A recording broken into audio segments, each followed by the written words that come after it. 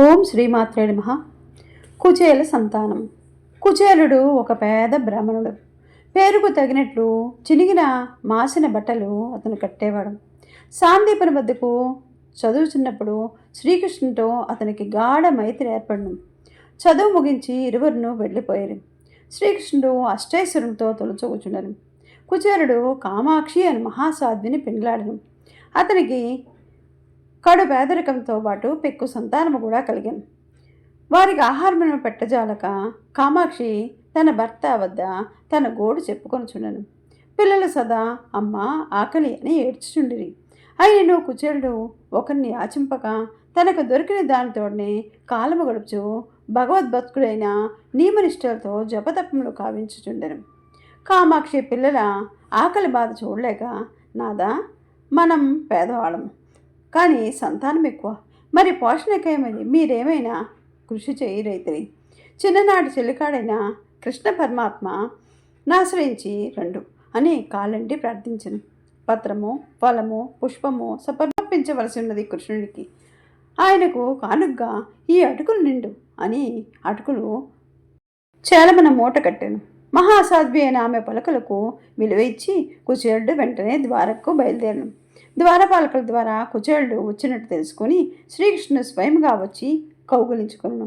లోనికి కొనిపోయి తన పాన్పుపై కూర్చుండబెట్టుకొను. తానును సమస్తోపచారములు చేసిరి. శ్రీకృష్ణుడు యోగక్షేమములు అడిగి చిన్ననాటి చర్యలు గూర్చి ముచ్చటించను.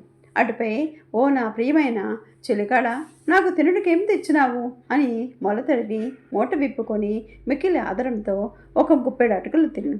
ఆనాడు అడిగినను పెట్టబోయేతివి. ఈనాడు నాపై ఎంత ప్రేమ కలిగి, ఆహా, అట్లా ఎంత రుచిగా ఉన్నాయి అటుకులు అనుచు మరొక గుప్పెడు తినబోచుండగా రుక్మిణి, అన్నీయూ మీరే తిందిరేలా, మాకు మాత్రం వలదా అని తినుటి కాపివేసింది. అది మొదలు వారు ఎన్నెన్నో చిన్ననాటి ముచ్చట్లు చెప్పుకుండ్రి. కుచేలుడు మాత్రం తన భార్య బిడ్డల గురించి తన లేమి గురించి ఏమీ చెప్పలేకపోయాను. ధనము కావాలని నువ్వు నోరు విడిచి అడగలేకపోయాను. శ్రీకృష్ణుడు నీకు ఐశ్వర్యం ఇచ్చున్నానని చెప్పకుండాను. శ్రీకృష్ణుడు చెలికానికి సాదరముగా వీడ్కోలిగా మరలి రిక్తహస్తములతోనే వచ్చుచుండెను.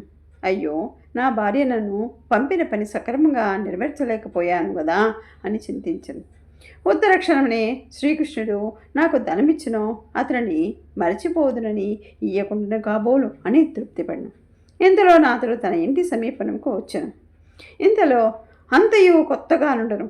తన గుడిసెయే దివ్య భవనమాయను. తన సంతతి భార్యయు కలకల నవ్వుచు దానదాసీ జనంతో తనను ఆహ్వానించడానికి ఎదురుకు వచ్చిరి. కుచేలుడిదంతయు కృష్ణ పరమాత్మని దయ. ఇంత సభద నాకెందులకు, నేను కోరింది అల్పము, ఈ ఐశ్వర్యమంతయు తిరిగి ఇచ్చివేయదును అనుచుండ కామాక్షి మగని చేపట్టుకొని, నాదా, దీని ఫలితము మనం పొందవద్దు, ఇది పిల్లలకే ఉండనిండు. మనము శ్రీకృష్ణ పరమాత్మని సేవించుచు తులసీవనమన కాపురముండదము అనుచు తీసుకొని పోయాను. ఓం శ్రీమాత్రే నమః.